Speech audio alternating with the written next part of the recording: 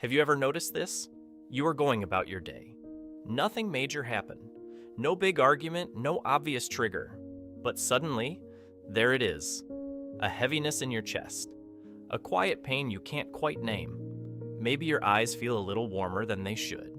Maybe the laughter in the next room feels far away. And you think to yourself, why am I sad right now? What is wrong with me?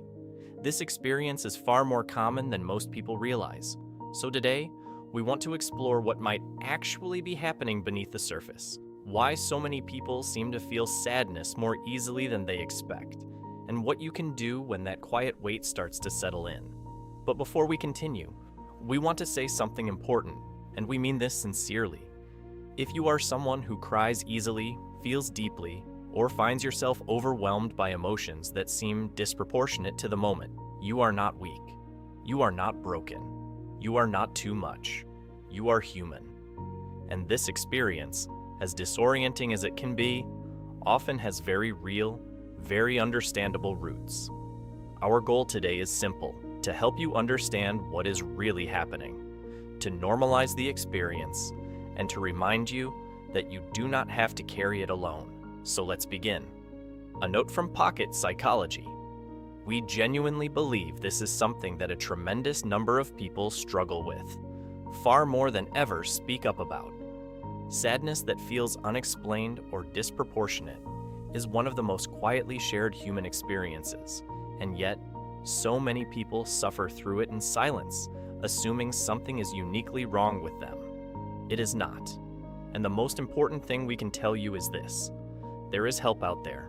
Whether that is a therapist, a trusted doctor, a support group, or simply a conversation you've been putting off, reaching out is never a sign of weakness. It is one of the bravest things a person can do. Part 1. Sadness. Rarely comes out of nowhere. First, let's clear something up. When sadness seems to arrive without a reason, it almost never truly has no reason. It just has unseen reasons. Your nervous system is constantly tracking your environment, your internal state, your emotional history, and your unprocessed experiences. Sometimes your conscious mind simply has not caught up yet, but your body has. Think of it like a pressure gauge. Every stressor, every loss, every unspoken frustration, every night of poor sleep, these things add pressure. Slowly, quietly, and then one day, a small thing tips it. Maybe it is a song that plays in a grocery store. Maybe it is seeing an old photograph. Maybe it is absolutely nothing you can identify at all. And the sadness flows. That is not weakness. That is the pressure finally finding a release. Sadness, at its core, is not the enemy. It is a signal. Your brain and body use it to communicate that something needs attention, whether that is rest, connection, grief, or simply acknowledgement. The problem is not that we feel sadness. The problem is that most of us were never taught how to read it. Part 2. Hidden reasons. You may feel sad so easily. 1. Emotional accumulation. If you are someone who tends to push through stuff, stay strong, keep it together, or avoid sitting with uncomfortable feelings, your sadness may be delayed. Emotions that are not processed in real time do not disappear. They accumulate, they compress.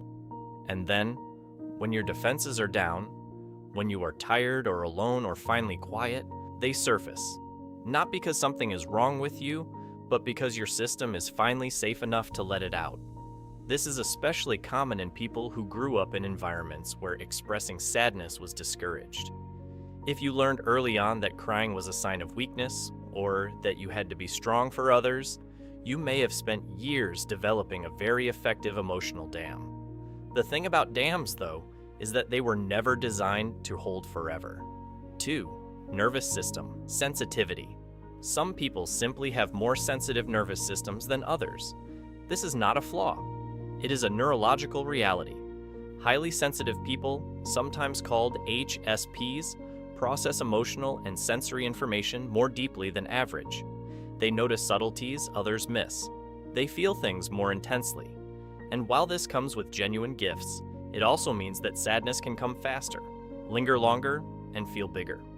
If this sounds like you, know that research suggests somewhere between 15 and 20% of the population shares this trait. You are not alone in it, and you are not imagining it. Your experience of the world is simply richer in both directions, more beauty and more ache. 3. Chronic stress and emotional depletion. When your emotional reserves are depleted by chronic stress, poor sleep, overwork, or ongoing anxiety, your ability to regulate feelings drops significantly. The part of your brain responsible for emotional regulation, the prefrontal cortex, simply cannot do its job as effectively when you are running on empty. What this means practically is that things that would not normally affect you begin to land much harder. Sadness comes more easily not because life has gotten sadder, but because your buffer is gone. This is one of the most overlooked reasons people feel they are getting more emotional as they get older or as life gets busier. It is rarely that you are becoming less resilient. It is that you are carrying more with less recovery time. 4. Unprocessed grief. Grief is not only for death. People grieve relationships, identities, opportunities, earlier versions of themselves, and futures they imagined but never had. And because our culture rarely validates these kinds of losses, they often go unprocessed. They sit just beneath the surface, quiet and unacknowledged, until something small stirs them back up. You might find yourself unexpectedly sad after a conversation about someone else's good news, or when a milestone passes without the celebration you expected, or when you realize time has moved in a direction you did not choose. That sadness is real, it is valid, and it deserves to be met with the same gentleness you would offer anyone who had experienced a loss. 5. Disconnection. Human beings are wired for connection.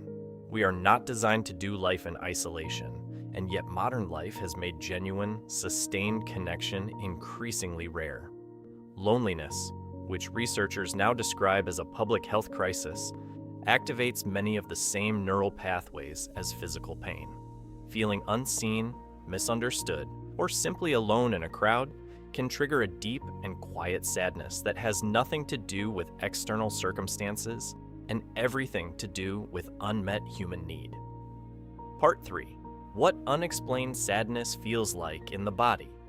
Because it is worth naming, you might notice a heaviness in your limbs, a tightness in your throat, a kind of flatness or dullness in your perception, as though the world has turned its saturation down slightly. You might feel tired without a clear reason. You might lose interest in things that usually bring you joy, even briefly.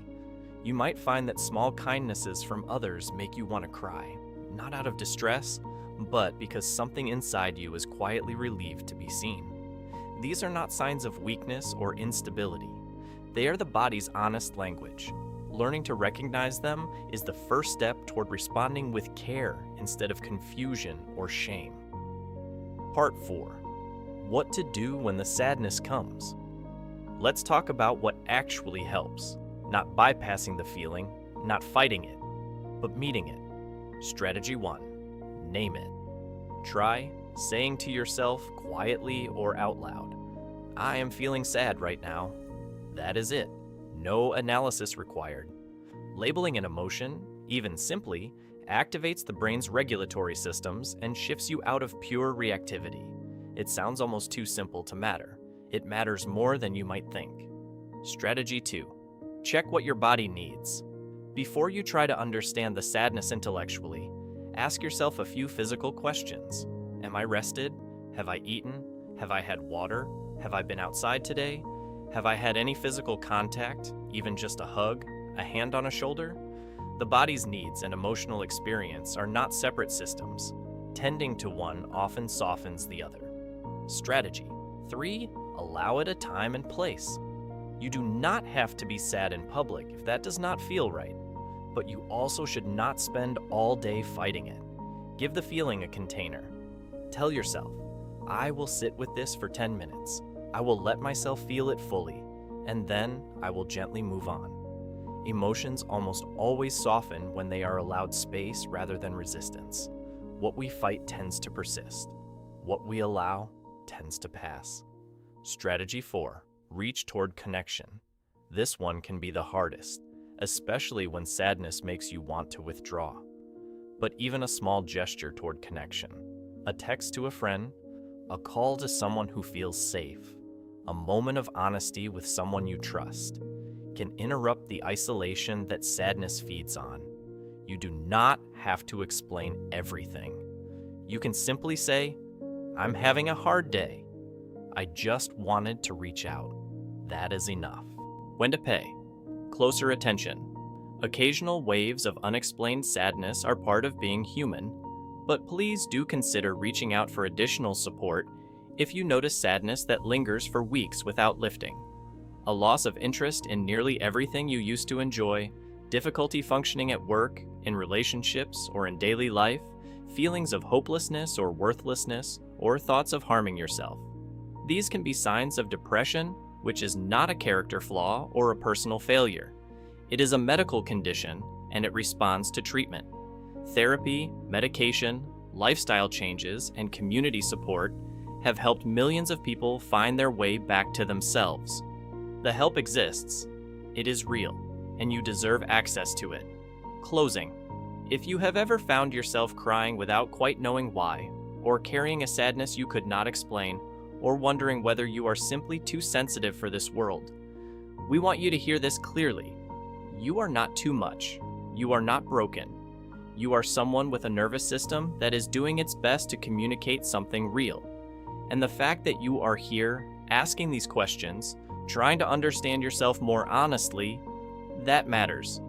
This is something so many people experience, and so few talk about. We hope today gave you a little more language for what you've been feeling, and a little more compassion for yourself in the moments when the sadness comes. You do not have to figure it all out alone. There is help out there, and there is nothing wrong with asking for it. If this resonated with you, let us know in the comments. And if there is something you would like us to explore more deeply, whether that is grief, sensitivity, emotional regulation, or something else entirely, tell us. We genuinely read your suggestions, and your experiences shape what we make.